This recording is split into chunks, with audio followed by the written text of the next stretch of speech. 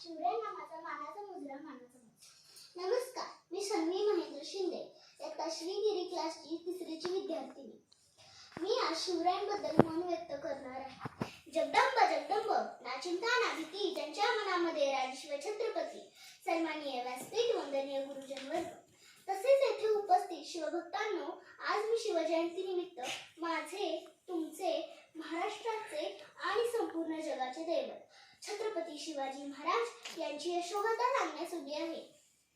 19 February 1630 हा सोन्याचा दिवस।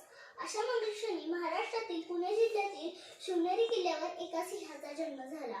तो सिंह म्हणजे शिवाजीराजे भोसले। होय, ते शहाजीराजे भोसले व जिजाऊंचे पुत्र होते। शिवाजीराजे लहानपणापासूनच अत्यंत हुशार आणि कुशाग्र बुद्धीचे होते। त्यांना माता जिजाऊंकडून उत्तम संस्कार व शिकवण मिळाली, तर वडिलांकडून शौर्याचा वारसा मिळाला। दादाजी कोंडदेवाने त्यांना युद्ध कौशल्याचे व नियंत्रित शासनाचे शिकवले। माता जिजाऊंनी त्यांना बालवयातच रामायण, महाभारतातील पराक्रमाच्या गोष्टी शिकवत असत। त्यामुळे शिवरायांच्या अंगी पराक्रम, प्रजादक्षता हे गुण आले।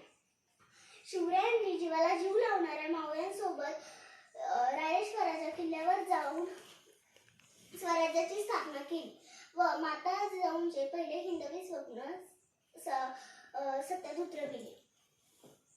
अशा शिवरायांच्या राज्यात आपण जन्मलो हे आपले भाग्य आहे। छत्रपतींचे हे अपेक्षित गुण आपण घेण्याचा प्रयत्न केला पाहिजे। राजे असंख्य झाले आजवर या जगती, पण राजा समान मात्र कोणी न झाला। त्याला गर्व असे या महाराष्ट्राचा, एकच तो राजा शिवबा झाला।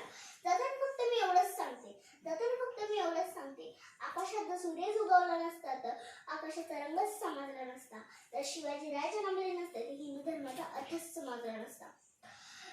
जय भवानी, जय शिवाजी।